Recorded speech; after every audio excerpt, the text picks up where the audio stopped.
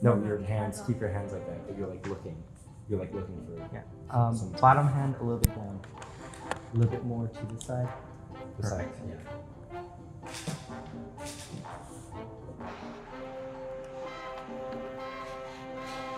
So the Art Heist photo shoot idea was originally conceived by our editor-in-chief. So the Art Heist shoot, we wanted to go for like an Ocean's 11 vibe. But in the Muscarelli Museum and Andrews Hall.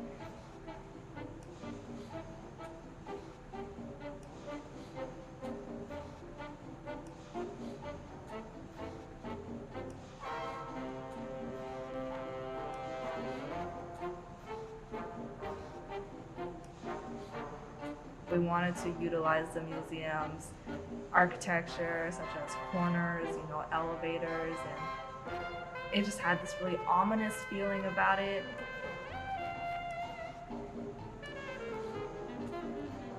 Since the idea was Art Heist, then we thought another natural setting for the photo shoot would be Andrews Hall, which is for art and art history majors. We basically like walked around the work area. The layout of the building was rather conducive to creating a heisty atmosphere because there were long, dark corridors and also intersecting staircases and such. My favorite was definitely the shots we got of Drew walking down this corridor because we were able to turn off the lights in that corridor, and Zach got out this like industrial strength light and he just shined it down the corridor, and the floor was like a shiny like linoleum floor, so we could see the reflection of Drew just like opposite below him, just on the floor. It was very pretty.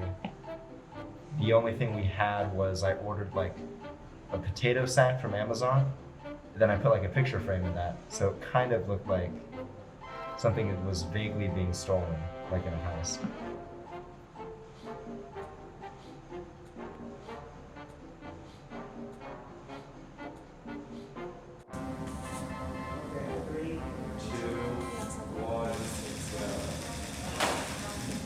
Perfect.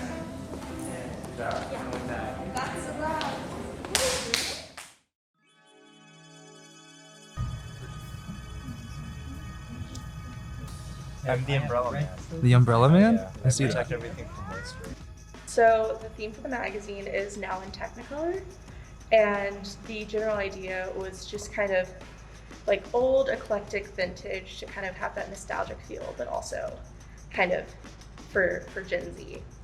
We wanted to get something for our cover and also do a spread in the magazine that would tie into our theme. It was really just kind of scouting locations. That was the biggest thing, because we wanted things that were like distinctly William and Mary, like part of the campus. So I knew that I wanted to shoot by the Muscarelli. I also, obviously we needed to find a room with a projector. That was important to prepare, and just models that were super fun and colorful. So I became familiarized with the shoot through Ellie. I got involved with the shoot through Ellie, and she basically just texted me and was like, hey, we're doing this cool shoot this weekend. Would you like to be a part of it? And I was like, sure. She's my hallmate, and she contacted me about possibly modeling, and I had said that I was super interested. Anyone can be a model, really, as long as you have the will and the passion and aren't afraid of having a camera lens getting really close to your face. My job as a creative director is to make things as aesthetically pleasing as possible. And so if it looked good on camera and if it had a cool vibe, that's basically what we went with.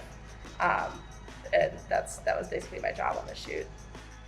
I got a lot of creative freedom in the process, and I have really enjoyed kind of engaging with like different hues and gradients and how like different lenses can impact the way that a photo looks. I'd have to say in front of the color wall with the light. I thought that like using the long exposure to have the light kind of draw like around us, I thought that was a really cool concept, and the idea of us having two faces was super, super cool, and I think they turned out incredible.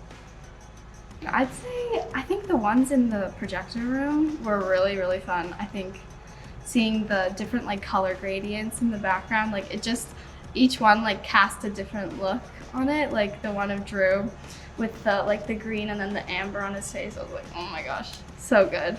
I'm really excited to see how it turns out, and yeah, how we can play with color and shapes and everything to create, you know, a beautiful shoot. Yeah.